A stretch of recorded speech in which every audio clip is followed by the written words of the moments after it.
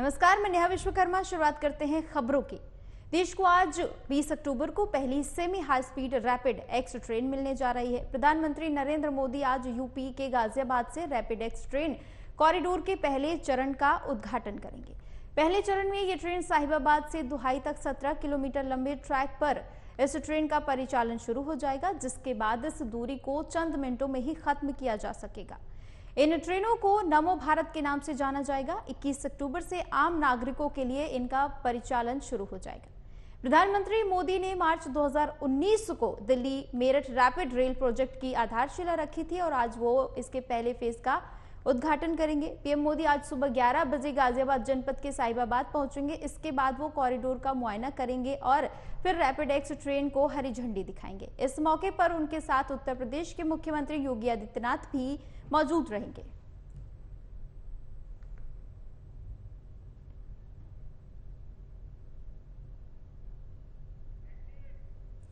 बता दें आपको, आज जनता को बड़ी सौगात मिलने वाली है। प्रधानमंत्री मोदी आज रैपिड एक्स को हरी झंडी दिखाएंगे। मुख्यमंत्री योगी आदित्यनाथ भी इस दौरान प्रधानमंत्री के साथ मौजूद रहेंगे। इसके साथ ही तमाम तैयारियां भी पूरी हो चुकी हैं। बता दें आपको कि देश को आज पहली रैपिड रेल मिलने वाली है, जिसको लेकर तमाम तैयारियां पूरी हो चुकी है। प्रधानमंत्री मोदी इसको हरी झंडी दिखाएंगे।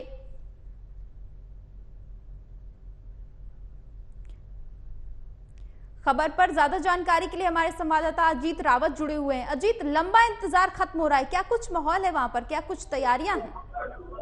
जी बिल्कुल, इस पल इस लम्हे का बहुत बेसब्री से यहाँ की गाजियाबाद की जो जनता है उनको था और वो लम्हा वो पल आ चुका है। आपको बता दें, आपको बता नमो भारत के नाम से ये जाना जाएगा। इस ट्रेन का नाम जो है वो नमो भारत के नाम से रखा गया है। आपको बता दें कि देश की पहली रैपिड एक्स ट्रेन जो है आज इसका प्रधानमंत्री नरेंद्र मोदी के हाथों हरी झंडी आपसे कुछ ही घंटों बाद इसका जो है वो हरी झंडी दिखाकर उसको उद्घाटन करेंगे और इसके बाद ये आम जनता के लिए कल से अपना ये यात्रा जो है ऊपर आम जनता जो है वो कर सके। इसी के साथ आपको ये बता दूं कि लोगों का हुजूम देखिए किस तरीके से लगातार जुड़ रहा है। यहाँ पर जो सभा स्थल बनाया गया है जहाँ पर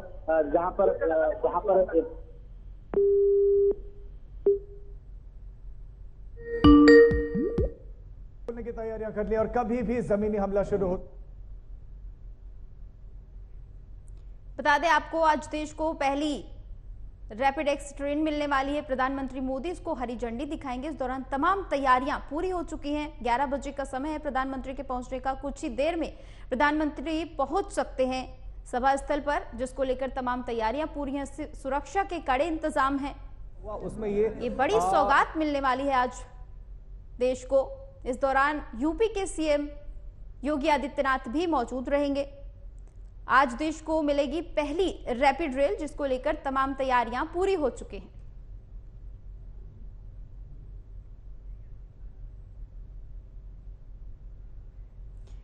अजीत एक बार फिर से हमारे साथ जुड़ चुके हैं। अजीत, क्या कुछ वहां पर माहौल है इस वक्त?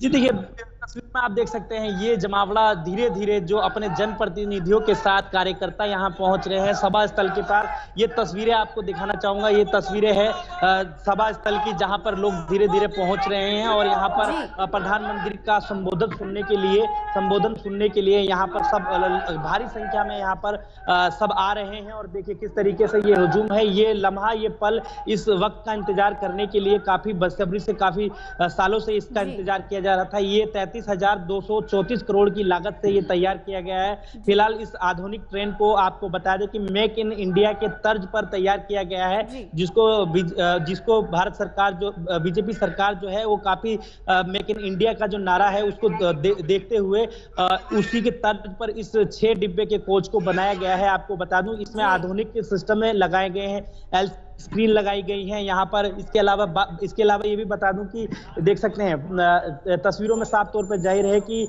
हरी झंडी दिखाने के बाद प्रधानमंत्री सभा स्थल पर पहुंचेंगे। जो लोग यहाँ मौजूद हैं, जो लोग उपस्थित हैं जनसभा स्थल पर जो पहुंच रहे हैं, उनको संबोधित करेंगे। आपको बता दूं कि ये आधुनिक ट्रेन जो है उसको हरी झंडी दिखाने के बाद ये 17 किलोमीटर का ट्रैक है जो बनकर तैयार हुआ है। फिलहाल 5 स्टेशनों के साथ, क्योंकि सीएम योगी भी आ रहे हैं, पीएम मोदी भी आ रहे हैं, तो सुरक्षा को लेकर किस तरह के कड़े इंतजाम किए गए हैं?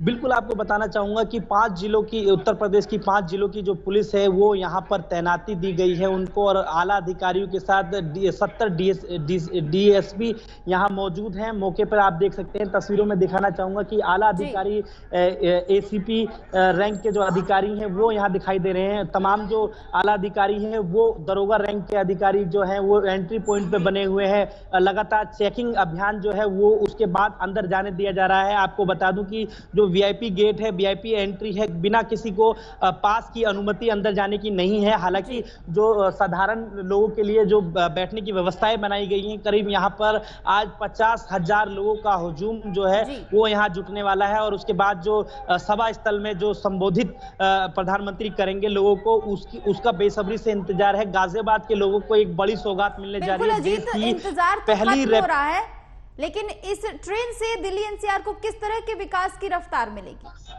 बिल्कुल मैं आपको बता दूं, देखिए ये टोटल जो है ये दिल्ली के सराय काले खां से और ये मेरठ का जो सफर है वो 55 मिनट में 45 से 45 मिनट के जो मिनट में तय कर पाएंगे। कुछ मतलब ये मानिए कि कुछ 2 घंटे का ये सफर जो चंद मिनटों में ये पूरा होगा। और उसके बाद आपको बता दूं कि इस रैपिड एक्स को कनेक्टिविटी की अगर बात करें तो जेवर एयरपोर्ट से भी जोड़ा जाएगा। इसी के साथ आपको ये बता दूं कि यहाँ पर लगातार इसको कनेक्टिविटी की जरिए फिलहाल 5 स्टेशनों के साथ इसको आज हरी झंडी दिखाने के बाद इसको उद्घाटन किया जाएगा। और इसी के साथ आम जनता के लिए इसको अगले यानी कि कल से इसका सफर जो है वो तय कर पाएंगे। और आम जनता के लिए ये भी एक बात बता दूं कि एक बड़ी सौगात जो है ये आज गाजियाबाद की जनता को मिलने वाला है। इसमें जो आधुनिक तरीके से इसको तैयार किया गया है, उसमें एलसीडी लगाई गई है जो कि कितने स्पीड से ट्रेन चल रही है, कितने नक्शे हैं उसमें, कितना स्टेशन आने वाला है। तो ये सारी चीजें सुविधाओं से लैस ये कोच तैयार किए गए हैं। इसी के साथ आपको ये भी बता दूं कि लगातार जो देखिए नंदकिशोर गुर्जर हैं, लोनी के विधायक हैं, लोनी के विधायक हैं नंदकिशोर गुर्जर, वो भी अब सभा स्थल पर पहुंच रहे हैं। सभा स्थल पे इनसे बात करने का प्रयास करेंगे। नंदकिशोर गुर्जर हमारे साथ जुड़े हैं, क्या कहेंगे? आज बड़ी सौगात मिलने वाली है गाजियाबाद के। देखिए ये अद्भुत और ऐतिहासिक क्षण है और आप माहौल देख रहे हैं कि जनता किस तरह से उमड़ रही है।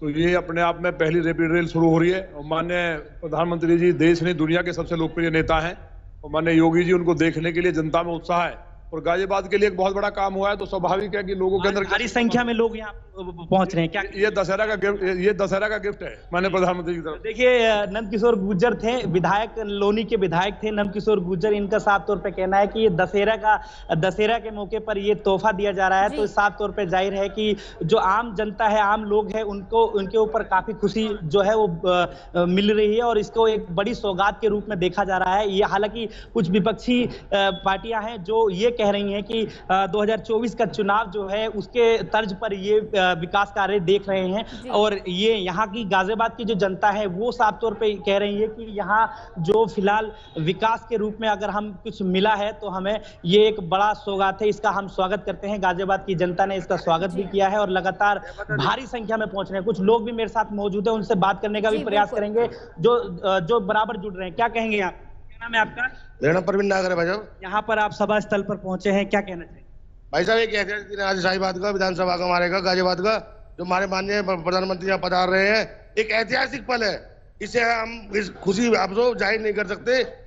जय जय जय जय श्री राम, जय मोदी, जय। दशहरा का तोहफा मिल रहा है या दीपावली का तोहफा मिला है, क्या कहेंगे इसको? किस रूप में देखते हैं आप? इससे बड़ा तोहफा हमारे लिए कुछ भी नहीं होगा गाजियाबाद की जनता के लिए। जय श्री राम भाइयों। देखिए ये ढोल नगाड़ों के साथ, ये तस्वीरों में दिखाना चाहूंगा, ढोल नगाड़ों के साथ नरेंद्र मोदी का यहाँ पर एक पुतला है जिसको लेकर के साथ जा रहे हैं। और ये जमावड़ा जो लगातार आपको हमारे टीवी स्क्रीन पर दिख रहा है, आपको ये देखिए किस तरीके से भारी संख्या में लोग लगातार पहुंच रहे हैं वहां पे। आप ये तस्वीरों में साफ तौर पे देख सकते हैं कि किस तरीके से उत्साह के साथ यहाँ पर सभा स्थल में लोग ज्यादा संख्या में यहाँ पर पहुंच रहे हैं और लगातार जो संख्या है वो बढ़ती जा रही है। इसी के साथ आपको ये बता दूं कि यहाँ पर अभी फिलहाल इस आधुनिक ट्रेन का जो शुल्क है वो 50 रुपए, जो नॉर्मल कोच है उसका 50 रुपए का शुल्क जो है वो रखा गया है। यहीं अगर आप बात करें तो प्रीमियम कोच की दुगना 50 रुपए की जगह दुगना इनको किराया देना पड़ेगा प्रीमियम कोच के लिए। इसी के साथ जो आधुनिक उपकरण उसमें लगाए गए हैं, बटन के जरिए उसका गेट जो है वो खुलेगा और वहां पर मशीनें लगाई गई हैं जो कि किसी भी कार्ड से, किसी भी ऑनलाइन पेटीएम के जरिए टिकट जो है वो वहां पर वो खरीद सकते हैं। जी ठीक है, बहुत बहुत शुक्रिया अजीत ज्यादा जानकारी के लिए। और संसद में गिफ्ट और कैश के बदले सवाल पूछने के मामले में टीएमसी सांसद महुआ मोइत्रा को करारा झटका लगा है। इस मामले में रियल एस्टेट कारोबारी दर्शन हीरानंदानी सरकारी गवाह बन गए हैं। उन्होंने कबूल किया है कि उन्होंने पीएम मोदी को निशाना बनाने के लिए अदानी को टारगेट किया था। इसके लिए महुआ मोइत्रा ने मदद की। उन्होंने अपने लोकसभा अकाउंट का लॉगिन आईडी और पासवर्ड दिया है। हीरानंदानी ने यह भी स्वीकार किया है कि पीएम मोदी और अडानी को बदनाम करने में महुआ मोइत्रा लगातार राहुल गांधी के संपर्क में थी। बीजेपी सांसद निशिकांत दुबे ने मोइत्रा पर पैसे लेकर सवाल पूछने का आरोप लगाया था और लोकसभा अध्यक्ष ओम बिरला को मोइत्रा के खिलाफ संसदीय विशेषाधिकार के उल्लंघन के गंभीर आरोपों के साथ एक शिकायत सौंपी थी, जिसके बाद एथिक्स कमेटी ने जांच की। अब हीरानंदानी सरकारी गवाह बनकर शपथ पत्र दाखिल किया है। टीएमसी सांसद महुआ मोइत्रा ने अपने ऊपर लगे आरोपों को खारिज किया है। उन्होंने कारोबारी दर्शन हीरानंदानी के शपथ पत्र का खंडन करते हुए कहा कि कारोबारी हीरानंदानी की कंठपट्टी पर बंदूक रखकर एक सफेद कागज पर जबरन हस्ताक्षर करवाए गए। महुआ मोइत्रा ने दर्शन हीरानंदानी के शपथ पत्र पर सवाल खड़े करते हुए कहा कि दर्शन हीरानंदानी को अभी तक सीबीआई या एथिक्स कमेटी या किसी भी जांच एजेंसी ने तलब नहीं किया, फिर उन्होंने यह हलफनामा कैसे दिया। मोइत्रा ने यह भी कहा कि एफिडेविट में ना तो ऑफिशियल लेटर हेड पर है और ना ही नोटरी की मुहर है।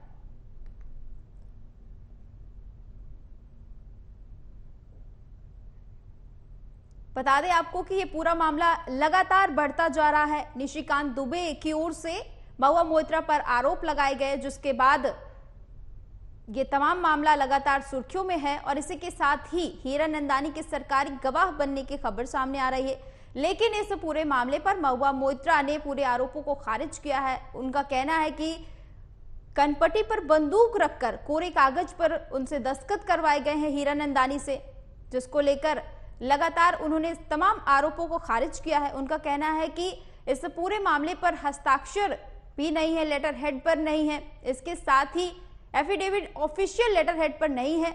बता दें आपको कि महुआ मोइत्रा ने अपने ऊपर लगे तमाम आरोपों का खंडन किया है। और राजस्थान विधानसभा चुनाव के मद्देनजर अशोक गहलोत सचिन पायलट के बीच का विवाद सीएम ने कुछ करीबी और सहयोगियों को मुश्किल में डाल दिया है।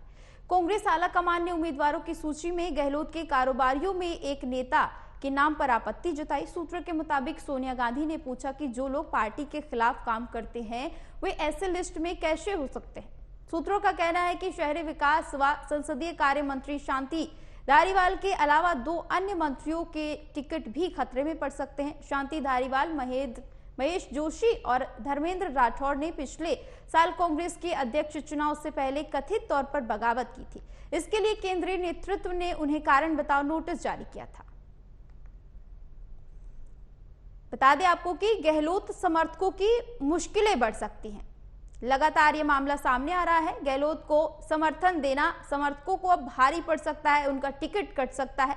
गहलोत के समर्थकों की मुश्किलें बढ़ सकती है। राजस्थान की सूची को लेकर लगातार सस्पेंस बरकरार है। इसी बीच खबर सामने आ रही है कि गहलोत के समर्थकों की मुश्किलें बढ़ सकती हैं, क्योंकि अध्यक्ष के चुनाव में देखा गया था कि बगावत पर उतरे थे कुछ समर्थक गहलोत के, जिसको लेकर अब उनकी मुश्किलें बढ़ सकती हैं। राजस्थान विधानसभा चुनाव में उनका टिकट कट सकता है। और यात्रियों से भरी बस अनियंत्रित होकर सड़क किनारे खाई में पलटने से बच गई। बस यात्रियों को लेकर भिंड से दिल्ली जा रही थी, तो वहीं बस को बचाने की कोशिश में बस बच्चा समेत टकरा गया और उसकी मौत हो गई। बता दें कि सूचना मिलने पर मौके पर पहुंची पुलिस ने सभी यात्रियों को सुरक्षित निकाला। घटना थाना जैतपुर क्षेत्र के प्यारमपुर इलाके की बताई जा रही है।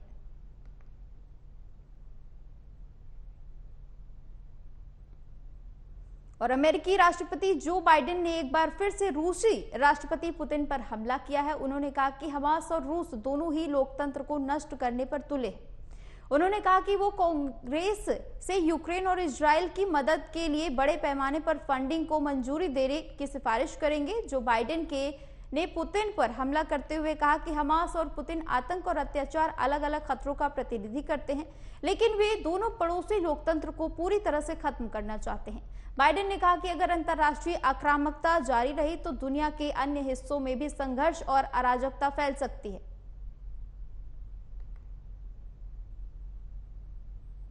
कांग्रेस नेता राहुल गांधी आगामी विधानसभा चुनाव के चलते 3 दिन 18 से 20 अक्टूबर के तेलंगाना दौरे पर हैं। आज दौरे का तीसरा और आखिरी दिन है। राहुल आरमूर और निजामाबाद जिले में दौरा करेंगे और फिर बोधन निर्वाचन क्षेत्र में बीड़ी बनाने वाले लोगों, खाड़ी प्रवासी श्रमिकों से मिलेंगे। इसके बाद राहुल गांधी निजाम शुगर फैक्ट्री का दौरा करेंगे। फिर बोधन से आरमूर तक 50 किलोमीटर की बस यात्रा करेंगे। राहुल आरमूर में हल्दी और गन्ना किसानों से बातचीत करेंगे। इसके बाद एक जनसभा को भी संबोधित करेंगे। फिर राहुल गांधी आरमूर से निजामाबाद तक 25 किलोमीटर की बस यात्रा करेंगे।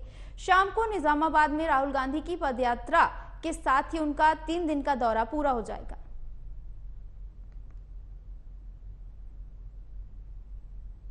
अंतरिक्ष में भारत के पहले मानव मिशन गगनयान के लिए रॉकेट के क्रू एस्केप सिस्टम को प्रदर्शित करने के लिए पहले उड़ान परीक्षण वाहन एयरबॉट मिशन 1 का प्रक्षेपण शनिवार को किया जाएगा। भारतीय अंतरिक्ष अनुसंधान संगठन के एक वरिष्ठ अधिकारी ने बताया कि इसके लिए उल्टी गिनती शुक्रवार सुबह 8 बजे से शुरू हो गई। अधिकारी ने IANS को बताया कि भारत 2025 में पहली बार अपने स्वयं के रॉकेट से अंतरिक्ष में अपने अंतरिक्ष यात्रियों को भेजने की योजना बना रहा है। क्रू एस्केप सिस्टम का परीक्षण उसी का हिस्सा है। TVD-1 की उड़ान शनिवार सुबह 8 बजे से होगी, जबकि 24 घंटे की उल्टी गिनती आज सुबह 8 बजे से शुरू हो चुकी है। इसरो के अध्यक्ष S सोमनाथ ने कहा कि ये 4 परीक्षण उड़ानों में से पहली होगी। इसरो के अनुसार शनिवार की उड़ान का उद्देश्य उड़ान प्रदर्शन और परीक्षण वाहन उप प्रणालियों का मूल्यांकन करना है।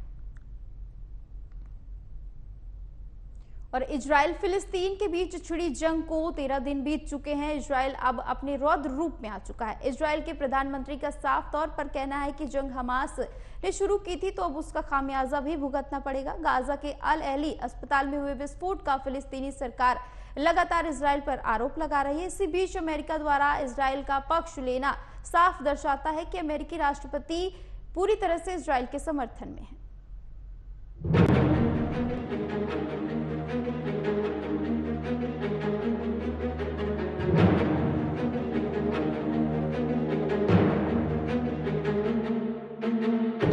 इजराइल और फिलिस्तीनी संगठन हमास की जंग के बीच मंगलवार को गाजा के अल अहली अस्पताल में हुए एक भीषण हमले में 500 लोगों की मौत हो गई है। हमास ने इजराइल पर हमला करने का आरोप लगाया है, वहीं इजराइल ने इन आरोपों को खारिज किया है। इजरायली सेना ने इस हमले के पीछे फिलिस्तीनी इस्लामिक जिहाद का हाथ होने का दावा किया है। अब अमेरिकी राष्ट्रपति जो बाइडेन ने भी इजराइल को क्लीन चिट दे दी है। बुधवार को इजराइल पहुंचे जो बाइडेन ने कहा कि ऐसा लगता नहीं है कि गाजा के अस्पताल में हुए ब्लास्ट के पीछे इजराइल का हाथ हो। बाइडेन ने कहा कि उन्हें लगता है कि इस हमले के पीछे कोई दूसरी टीम है। इस मामले पर व्हाइट हाउस ने कहा कि एरियल इमेजेस और इंटरसेप्ट किए गए कम्युनिकेशन के आधार पर अमेरिकी खुफिया जानकारी से पता चलता है कि गाजा के अस्पताल पर हमले के लिए इजराइल जिम्मेदार नहीं है। किसी दूसरे संगठन ने इस हमले को अंजाम दिया था।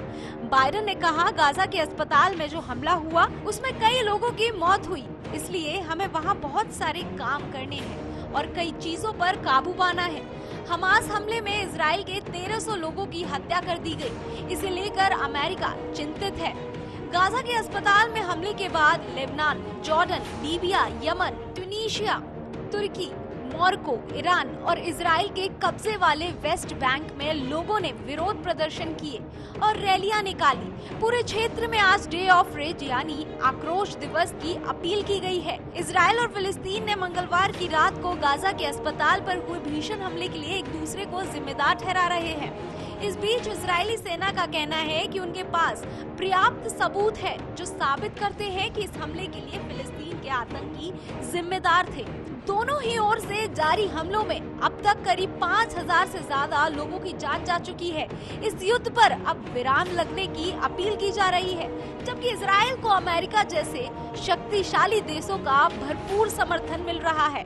अब देखने वाली बात ये होगी कि अमेरिका जैसे मजबूत देश का समर्थन मिलने के बाद आखिर ये युद्ध किस ओर जाता है। Bureau report, AMV network.